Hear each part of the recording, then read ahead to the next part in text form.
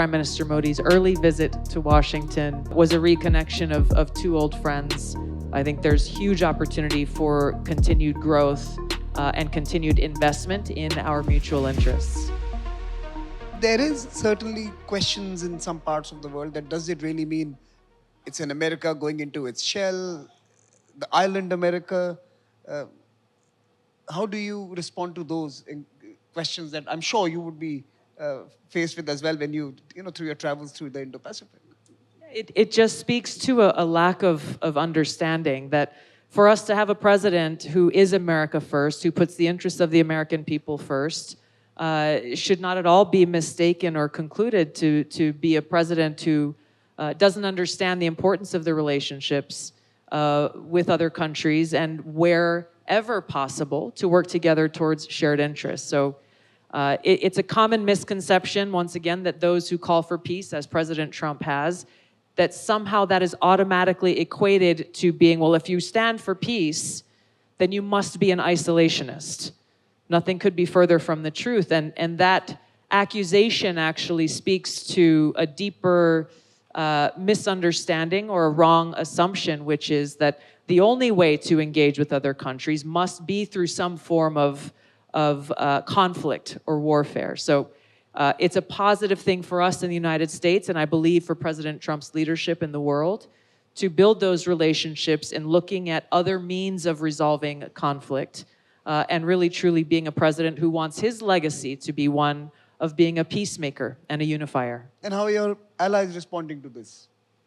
You know, he has, I think even before he was sworn in on his inauguration day, he had called leaders from, 72 different countries within the first week of having won the election.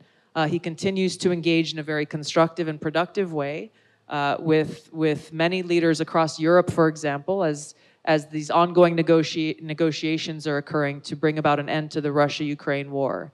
So the warnings that were delivered very loudly within our own media that somehow President Trump would be shunned and that no one would be interested in working with him, the absolute opposite has proven true. So on that particular point, in the first term of President Trump, we saw the re-energization of the Quad. We saw a new energy in the India-US partnership. And to be fair, all presidents have contributed to this relationship that has evolved over the last 20 years. But he certainly changed, in some sense, the strategic direction of the partnership. What should the thinkers and the watchers expect in the second term? The India-US relationship, the evolution of the Quad, where is it headed? The Indo-Pacific, more specifically. You know, for President Trump and Prime Minister Modi, I think what we saw, again, with Prime Minister Modi's early visit to Washington was a reconnection of two old friends who, over the years that President Trump was not in office, continued to build upon that friendship.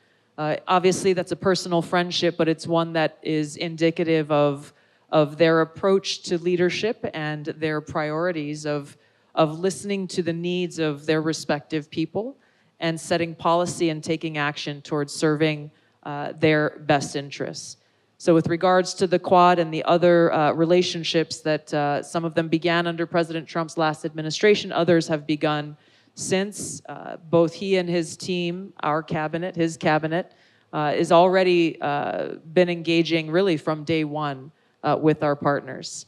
I can speak for myself. Within 12 hours of being sworn in as the Director of National Intelligence, I was on a plane and headed to Munich for the security conference there, where I had the opportunity to meet with close to 30 of my counterparts from different parts of the world. And what I've enjoyed and appreciated about being able to be here and to join all of you.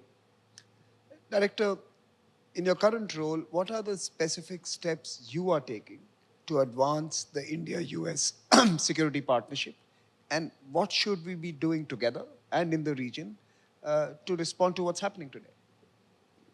Well, this is what I've gained just from spending the last few days here, is being able to sit across the table from my Indian counterparts and to hear directly from them about the very serious concerns that you have here for your own security interests, and to be able to look for those opportunities where we can build off of what is already a very strong partnership that has gone on for quite some time, and again, take advantage of the new administration coming in to pick up that momentum and find those other opportunities from an intelligence sharing standpoint, knowing that in our role, our responsibility is to make sure that we are providing the best timely and relevant intelligence reporting to our leadership so that they can make the best informed decisions, but obviously strengthening our security partnership, our economic partnership that President Trump and Prime Minister Modi really laid out in their compact